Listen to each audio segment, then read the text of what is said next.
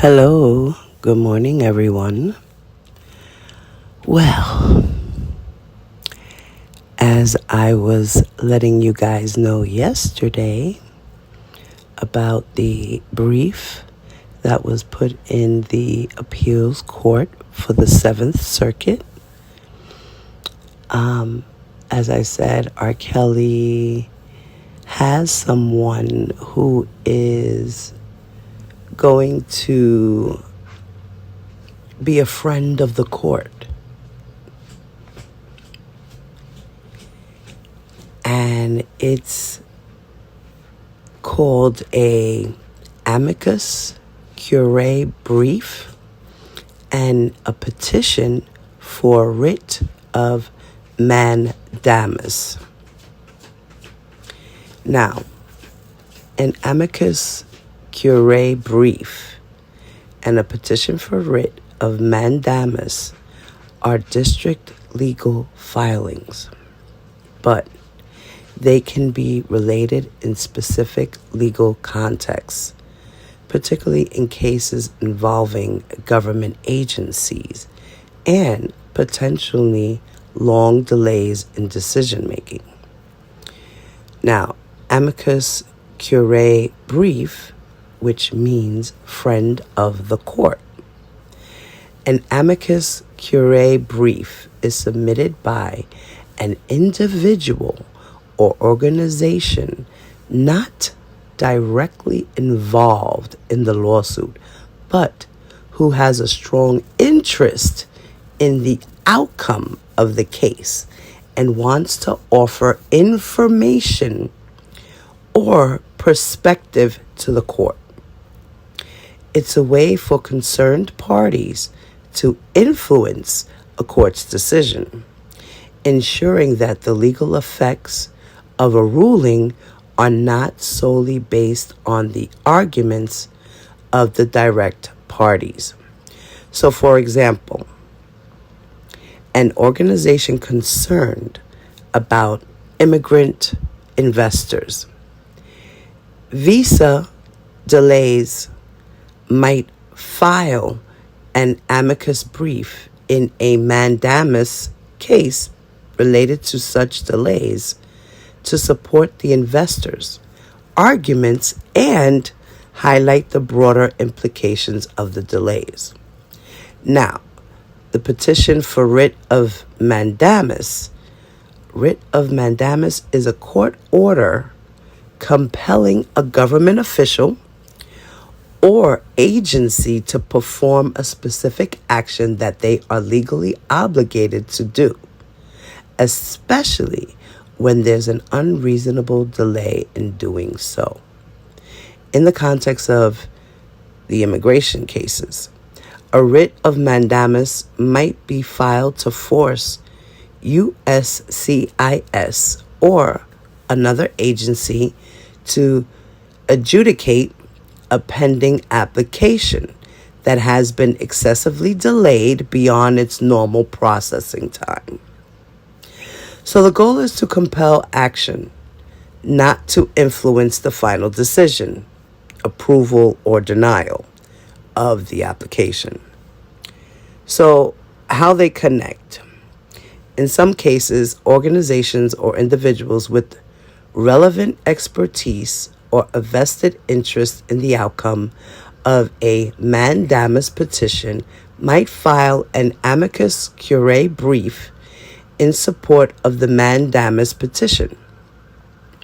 So the amicus brief would aim to strengthen the arguments of the party filing the mandamus petition by providing additional information, legal analysis, or showcasing the broader impact of the agency's delay. Now, this can be particularly effective in immigration cases where organizations representing specific groups of immigrants, like the American Immigrant Investor Alliance, want to ensure that courts understand the full scope of harm caused by application delays. So, in essence, while the mandamus petition directly requests the court to compel an action, the amicus brief supports that request by offering valuable information and perspective from a third party. So basically, this brief that was put in is to support someone, an individual, is in support of whatever R. Kelly is claiming. And he has something to say. So, yeah, that's what we're about to read now. So now, in the, as I said, the United States Court of Appeals for the Seventh Circuit, on June 30th, this was filed. And it says, United States of America is the respondent versus Robert Sylvester Kelly, the petitioner. Now, what he filed was a motion for leave to electronically file amicus curiae brief and petition for writ of mandamus. Pursuant to Federal Rule of Appellate Procedure 29A3 and 7th Circuit R29, the undersigned respectfully moves this court for leave to file the attached brief as amicus curiae in support of petitioner Robert Sylvester Kelly. And in the alternative, or in addition, petitions the court for an extraordinary writ of mandamus under its authority in Cheney versus United States, 542 U.S. 367, 2004. Now that's the case law that they're repeating. 1. Interest of amicus curiae. Aaron Corbin Mazie is a private citizen and constitutional advocate. Amicus is particularly concerned with evolving jurisprudence around AI-generated and digital image evidence and the potential for such evidence to undermine fair trial rights and Sixth Amendment counsel obligations. Mandamus is necessary because Mr. Kelly's Seventh Circuit appeal, case number 23-1449, is closed and certoria has been denied. There is no pending avenue for district court review under 2255. Extraordinary mandamus is warranted to compel the district court for the Northern District of Illinois, the district court, to open collateral review so these pressing constitutional questions can be heard. Number 3, constitutional issues raised. AI-generated visual material presented at trial. Indistinguishable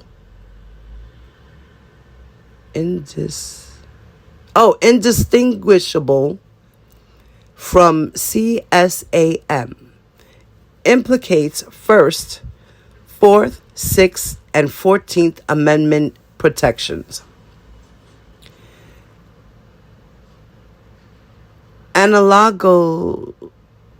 Analogous to Ashcroft versus Free Speech Coalition, Artificial images may be protected unless obscene, yet were used in evidence without forensic validation.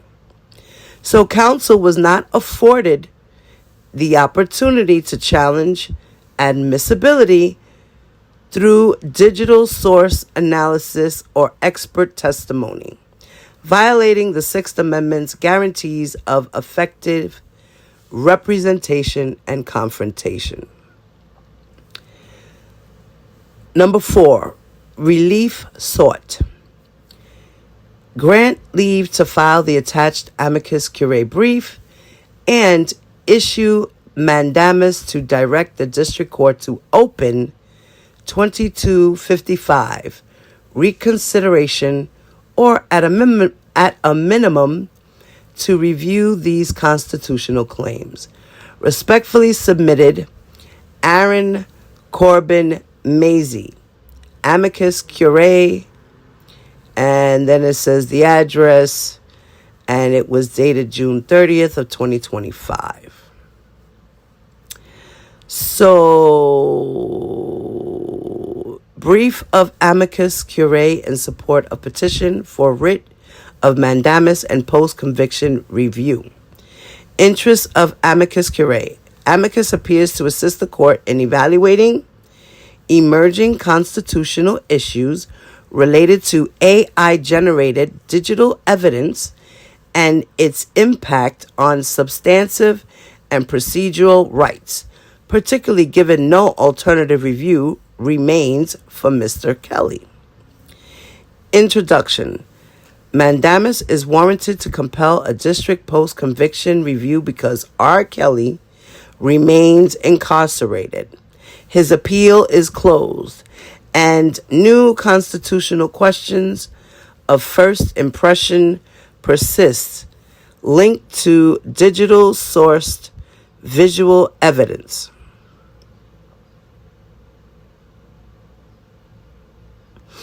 Now, the argument is that 1, mandamus standard under Cheney.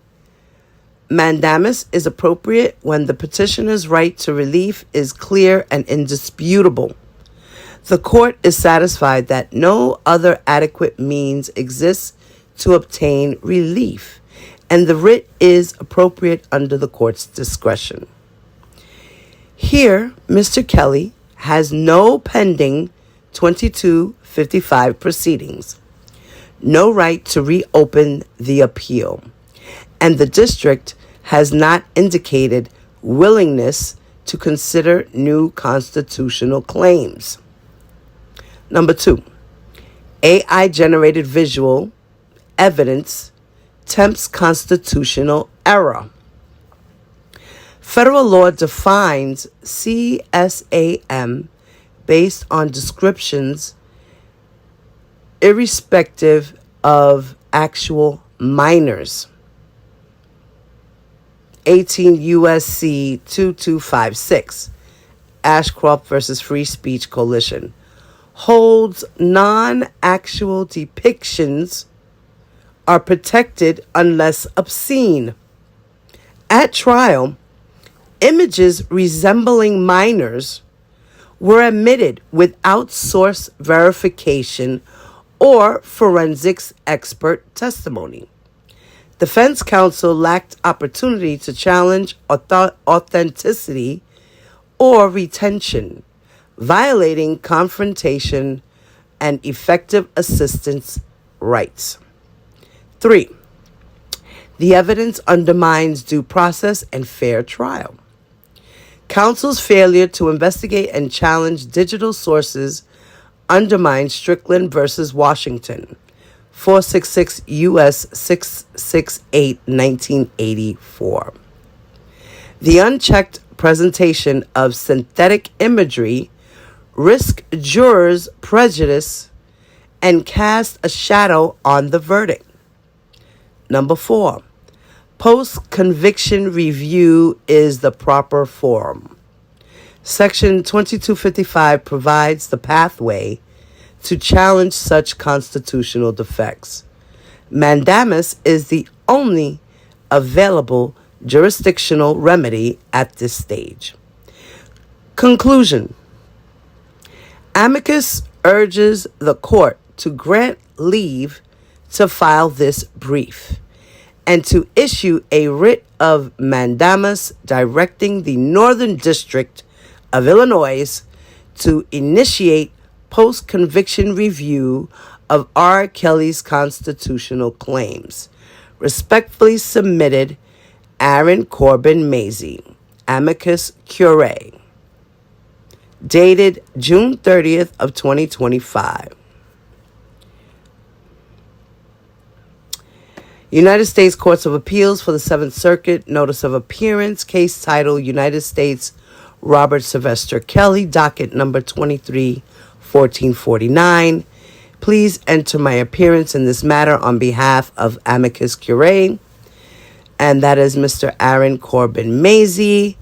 I am filing as a non-party amicus curiae and request leave of court.